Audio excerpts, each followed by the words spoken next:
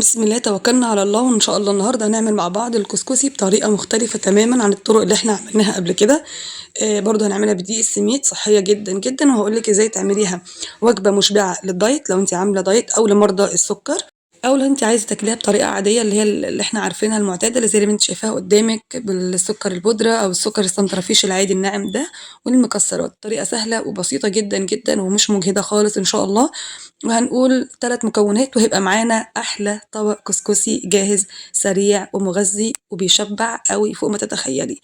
على بركة الله بسم الله، اللهم صل وسلم وبارك على نبينا محمد وعلى آله وصحبه أجمعين، ويلا بينا نشوف الطريقة والمقادير. بسم الله، وحلة سخنة على النار هحط فيها معلقتين كبار مليانين من السمن البلدي.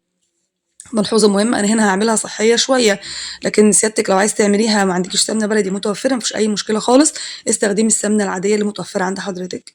حطيت معلقتين كبار من السمنة البلدي وعليهم 3 كوبايات من السميد بتاع البسبوسة أو دقيق السميد أو دقيق السمولينا، وقلبتهم كده وعليهم رشة من الملح زي ما شُفتِ معايا، وبإيدي كده بسم الله هابدأ أشوّح فيها يعني مدة مثلًا 3، 4 دقايق كده لحد ما كل الدقيق أحس إن هو سخن معايا كده وامتزج بالسمنة.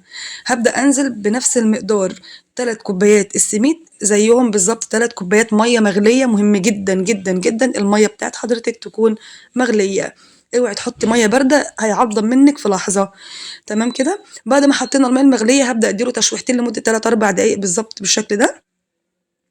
أحاول بس أدخّل السميد مع المَيّة علشان أشبّع كل حبّة منّه، وبعد كده بقى هاطفي عليه النار وهاغطّيه وهاسيبه لمدة ساعة كاملة. إحنا عملنا الطريقة اللي قبل كده دي إن أنا بافضل أقلّب، أقلّب، أقلّب لحد ما أطلّع كل البخار اللي موجود في السميد، لأ هنا أنا هاسيبه يتشبّع بالبخار براحته خالص، وبعد كده هاكشف عليه هيبقى بالشكل اللي أنتم شايفينه ده. بُصّوا تحس إن هو إيه، مفرول وفي نفس اللحظة مكتّل كده معانا.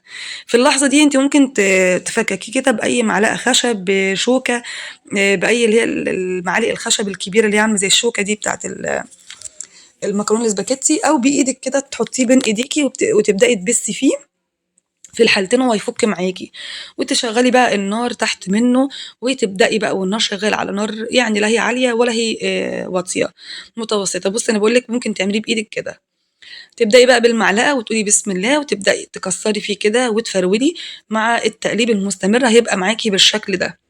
خلاص كده، كده معايا بقى زي الفل، وبرضه هابدأ أقلّب لحد ما اللون بتاعه يبقى يغمق سِنّة صغيّرة، هيبقى كده بالشكل ده.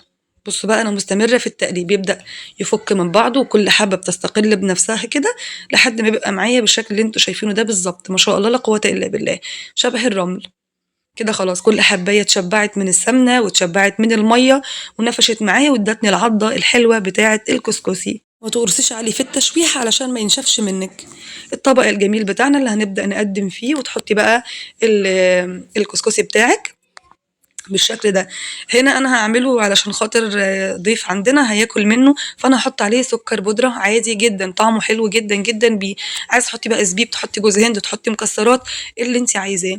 لو انت هتاكليها بقى صحيه لحد ما احنا ماشيين كده تمام، ولكن هترشي عليها يا اما عسل نحل حاجه خفيفه كده، يا سكر دايت، يا اما رشه عسل اسود اللي يريحك.